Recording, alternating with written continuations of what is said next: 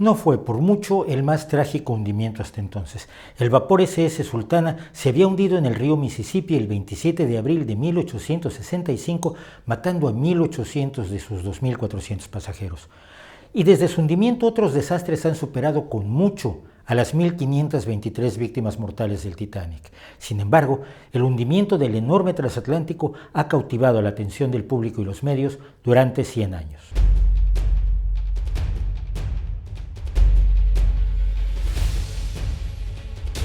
Buena parte de la fascinación, hasta donde sabemos, se basa en la idea de que el Titanic había sido anunciado ampliamente como un barco imposible de hundir, unsinkable en inglés, y que el accidente que lo llevó al fondo del mar había sido una especie de golpe del destino o de los poderes divinos contra la arrogancia de los constructores, idea promovida por el obispo de Winchester en una prédica poco después del hundimiento.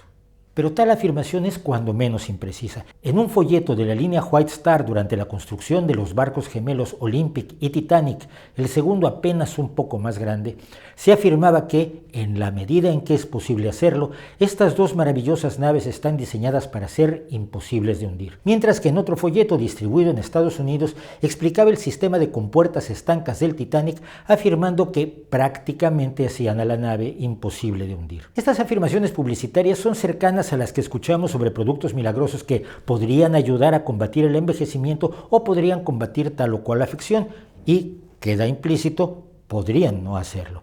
Es decir, se han redactado para dar una impresión determinada, pero que no pueda ser un compromiso exigible si algo fallara. La línea dueña de las embarcaciones, pues, se cubrió las espaldas. Pero el público en general, la prensa e incluso el capitán del Titanic dejaron de lado las precauciones para asegurar categóricamente que el barco era imposible de hundir.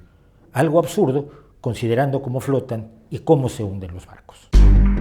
Evidentemente, las embarcaciones flotaban miles y miles de años antes de que supiéramos por qué. Aunque las embarcaciones más antiguas halladas hasta hoy por los arqueólogos son de hace un máximo de 10.000 años, la evidencia de las migraciones humanas nos sugiere que el hombre las utiliza desde hace más de 100.000 años y con ellas realizó el poblamiento de tierras aisladas como Australia hace 40.000. La fabricación de embarcaciones fue, por tanto, un arte basado en experiencias empíricas hasta que Arquímedes, en el siglo III antes de la era común, describió en su libro sobre los cuerpos flotantes que un cuerpo sumergido en un líquido experimenta un empuje hacia arriba igual al peso del líquido que desplaza. Esto quiere decir que un cuerpo puede flotar si desplaza una cantidad de agua que pese menos que él, para lo cual le damos una forma tal que tenga una cantidad suficiente de aire en su interior y así pueda desplazar su peso en agua sin que el agua llegue a entrar en él. Un barco de acero como el Titanic de 46.000 toneladas está diseñado para desplazar más de 46.000 toneladas de agua marina. Por ello mismo hay materiales que flotan por sí mismos sin importar su forma porque su densidad intrínseca es menor a la densidad del agua. O dicho de otro modo, un determinado volumen de ellos pesa menos que el mismo volumen de agua. Al entrar agua en una embarcación, el aire se sustituye por agua y la densidad total del barco aumenta hasta que se hunde. Esto permite entender cómo se diseñó el Titanic para evitar que una perforación del casco provocara la inundación de todo el barco. Por debajo de la línea de flotación, el barco estaba dividido en 16 compartimientos estancos que podían cerrarse rápidamente. Si había una perforación, se sellaba el compartimiento de modo que, aunque se inundara, la nave seguiría a flote. De hecho, se calcula que el Titanic se podría haber mantenido a flote incluso si 5 de los compartimientos se inundaran. Y sin embargo, se hundió.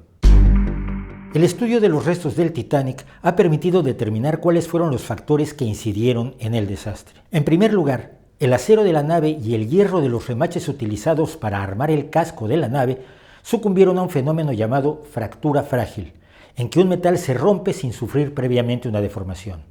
Este tipo de fractura ocurre cuando se presentan 3 factores, mismos que se dieron en el Titanic la noche de su hundimiento. 1. Que el metal tenga un alto contenido de azufre. 2. Que esté a muy baja temperatura. Y 3. Que el impacto que sufra sea muy fuerte. Esto fue demostrado con muestras del Titanic en 1994 y 1995. Pero además el barco chocó lateralmente contra el iceberg, no de frente, de modo que este provocó 6 largas heridas en el casco que inundaron los 6 compartimientos delanteros. Las compuertas se cerraron inmediatamente después de la colisión, pero el daño era demasiado. Si el Titanic podría haber soportado la inundación de 5 compartimientos, el problema fue que los dañados fueron 6. Esto explica además por qué el hundimiento fue tan rápido y la forma en que se dio, con toda la proa inundada, haciendo que el barco se inclinara para después partirse en dos. Incluso se ha hecho notar que si no se hubieran cerrado las compuertas, el agua se habría extendido por todo el casco, haciendo más lento el hundimiento.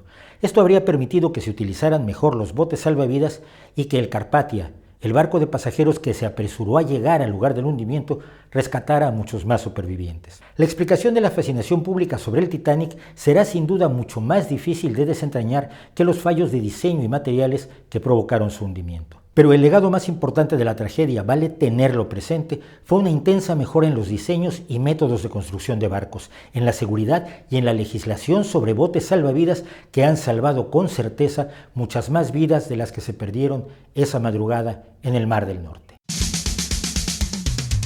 Durante 73 años, diversos grupos se ocuparon de buscar los restos del Titanic.